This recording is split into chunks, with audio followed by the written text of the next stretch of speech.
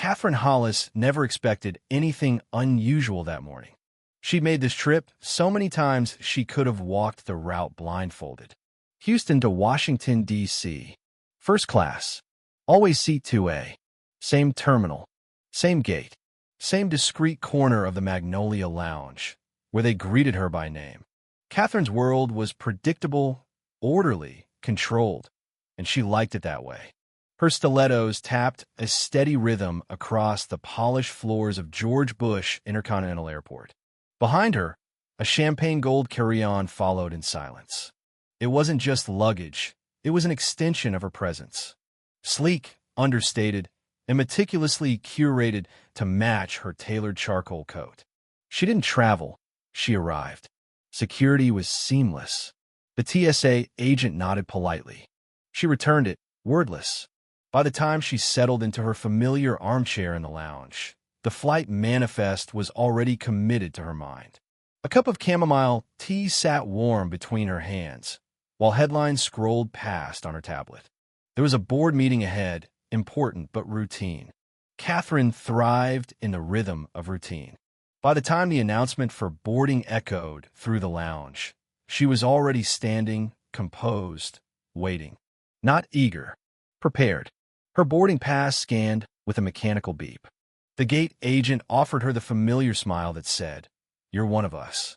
She entered the first-class cabin like she always did, confident, measured. The lighting was soft, diffused, the faintest scent of citrus and polished leather in the air. Row 1 passed. Then row 2. There it was. 2A. Hers. And beside it, someone already in 2B. That was the first thing. He was seated upright, focused. A man in his early 40s, maybe younger. Dark brown skin, crisp navy suit. A slim black laptop balanced on the tray in front of him, his fingers gliding effortlessly across the keyboard. No glance, no pause. Completely absorbed. Catherine slowed just slightly. Not enough to draw attention. Just enough for her body to register the hesitation. She looked again. Seat 2B, right next to hers. She hadn't expected anyone. First-class passengers kept to themselves, sure, but this wasn't aloofness. It was indifference. And that wasn't how things usually worked in her world. She slid her carry-on into the overhead compartment, adjusting it twice. Not because it needed it, but because she did. Then she lowered herself into 2A, as graceful as if it were her own living room. She smoothed the scarf at her throat, crossed her legs, and rested her handbag precisely atop them.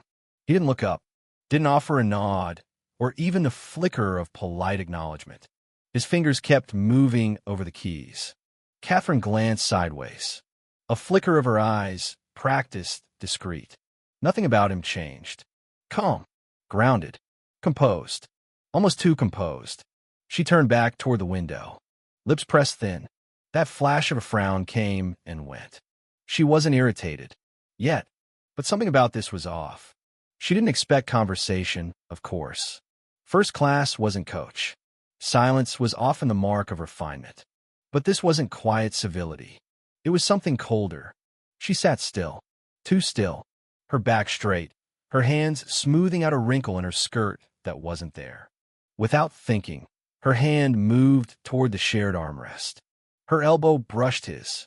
Just a whisper of contact. She pulled away almost immediately, reclaiming her space without drawing attention. Still nothing from him. He typed on. Her breath left her in a slow, controlled stream. Not quite a sigh.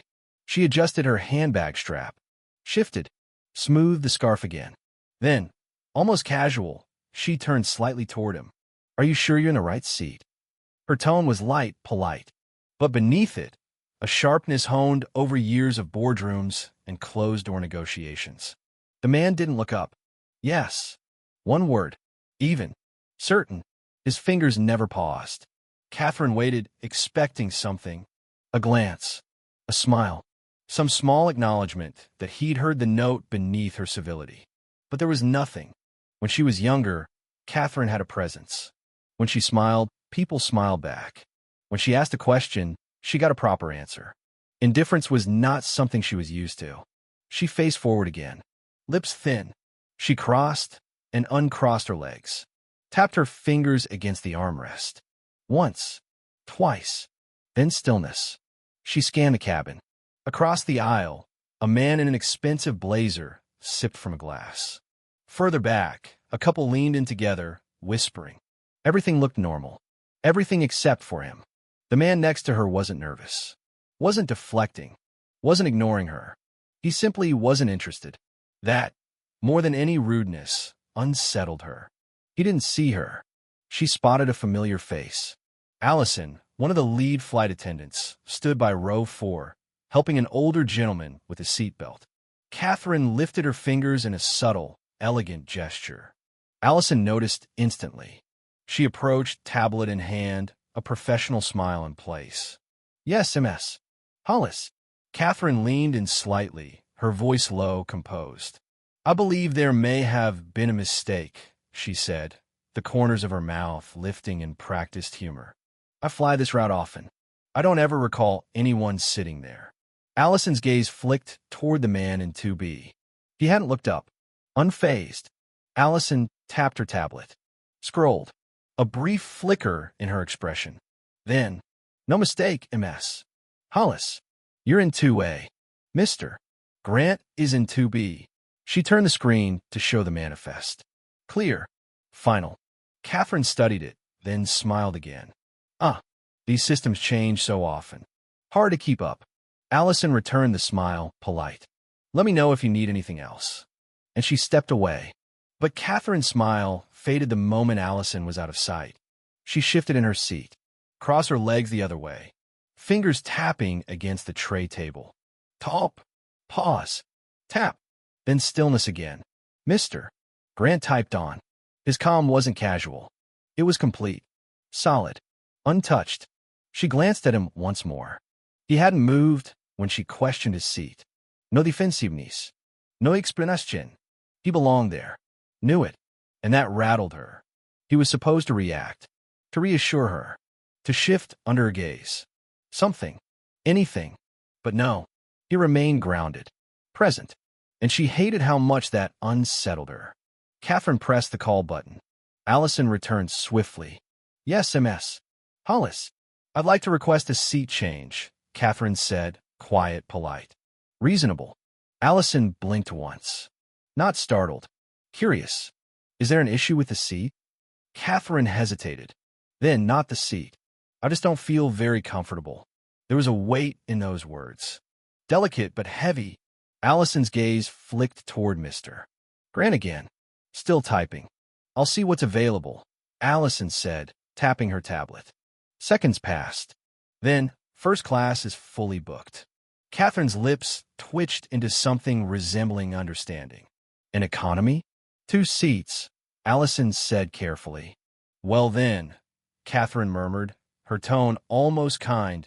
Perhaps Mr. Grant could take one of those. The cabin changed. Subtle but sharp. Eyes lifted. Heads turned slightly. Mr. Grant didn't move. Allison didn't answer right away.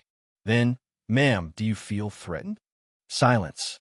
Catherine's gaze flicked to him, then back to Allison. I'm not saying that, she replied softly. I just don't feel safe. The hush deepened. Mr. Grant stopped typing, closed his laptop, hands resting flat. Then he turned. His eyes met hers. Calm, steady, not angry, not defensive. He reached into his inner jacket pocket, smooth, unhurried, and pulled out a slim leather case. He opened it. The badge gleamed in the overhead light. Federal Bureau of Investigation. The air changed again. Allison's expression shifted. Mr. Grant held her gaze. Would you like to file an official complaint, ma'am? He asked, his voice level. Silence. Catherine's mouth opened. Closed. She looked at Allison. At the badge. A young woman, 3 rows back, lifted her phone. Not to text. To record. Mr. Grant didn't look away. Didn't need to raise his voice. The badge did the talking. Catherine sat frozen. For the first time, not in control.